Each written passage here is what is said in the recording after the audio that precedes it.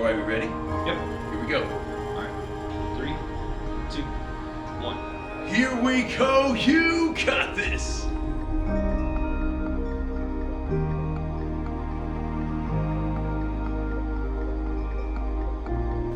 Some of my best memories from my childhood are of me watching TV with my dad. We spent hours together watching pro wrestling and football. Hulk Hogan and Joe Montana were our heroes. I'd think about them and how I wanted to be the one my dad was cheering for. I thought that if I could somehow be like them, that my dad would be proud of me. But it became pretty clear early on that that wasn't going to happen. I was 8 years old the first time I heard the word overweight at the pediatrician's office. That word would haunt me the rest of my childhood. As I grew heavier each year, I didn't really notice the physical change in me as much as I noticed the change in the way people treated me. I had trouble making friends, kids made fun of me all the time, I was always last to be picked for PE. It was a really tough time. All I wanted to do was fit in and be liked. But the harder I tried, the more awkward I appeared. When I was 12, my dad told me that he was divorcing my mom and moving away. I couldn't help but feel like I disappointed him, like it was my fault. When he left, I felt completely alone. High school was my breaking point. Kids had always teased me, but now it was just constant humiliation. I was 15 years old when I reached 300 pounds. I was called fat, pathetic, worthless, and other names that I won't even repeat. But the worst part wasn't the name calling. It was that I started to believe them. I started believing every word they said to me. I hated who I was.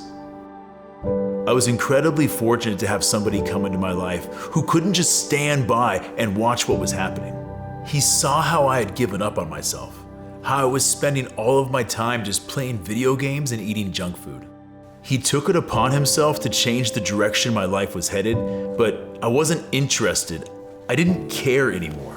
He literally had to force me up off the couch to go to the gym with him every single day. It wasn't easy. I wanted to give up, but he wouldn't let me. He saw something in me that I couldn't see in myself. Every time we exercised together, I learned something new. I learned about believing in myself, never giving up, and replacing all those terrible things I was saying about myself with positive words. By the time I started my senior year in high school, I had lost over 100 pounds. But like I tell kids in my videos, the changes in my life didn't come from weight loss. The problem wasn't just about what was on the outside. I had to begin that journey of believing in myself. At 18, I was hired as a personal trainer at a gym, and for the next 10 years, I helped adults achieve their goals. But deep down, the thing I wanted to do the most was share my story with kids. I wanted to be the person that I had so badly needed at that age. So I became a school motivational speaker. For the next 8 years, I traveled all over teaching elementary students about overcoming obstacles and believing in themselves. Now I got to be the person who motivated others to lead happier, healthier lives. It was a dream come true, and then I was blindsided. Do you want to take us through the early part of 2020 and tell us what you went through in a matter of 2 weeks? Yeah. So March 9th,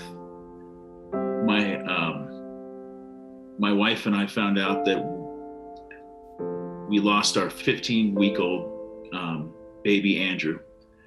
And, right then losing my son. And then 3-4 days later, realizing that, when I found out schools were canceled, I was lost. I'll never forget that Friday night, March 13th, when I found out that I lost all those school contracts. I didn't have a job. We lost our son and the pandemic all in the same week. I had a message from a teacher earlier that evening, and she said, Sammy, the kids are scared right now. They don't know what's going on. And she said, they really need to hear from you right now. And virtual school was not set up then. No. And I knew that I had to find a way to reach the kids in this time. On March 17th, 2020, I made a promise to the kids that I would make a video every day during what we thought would be a 2-week lockdown. I knew I couldn't just sit back. I wanted to reach the kids So I started a YouTube live stream every weekday at 1 p.m. And I talk about, bringing kids positivity, those positive words. You got this, keep going. We're in this together. And then, of course, part of that positivity is getting up off the couch and exercising together. Right, combining that positivity with physical exercise. That 2-week lockdown turned into school campuses completely shutting down for the rest of the year. But I still felt like I had to follow through on the promise that I made to the kids. Over the next few months, we made 55 free live stream videos to support families everywhere. My assemblies had always received great feedback, but now one thing had become clear. This YouTube generation of kids loves videos, and I knew I had to look at everything I was doing in a whole new way.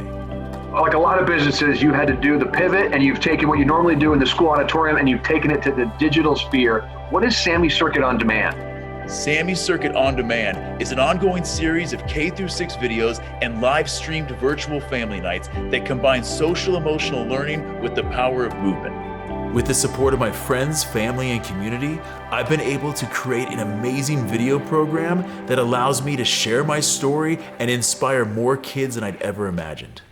Following his own mantra, Kader didn't give up, sending his motivational workouts to schools on video. He just get rid of my negative voice. I had that negative voice for long enough.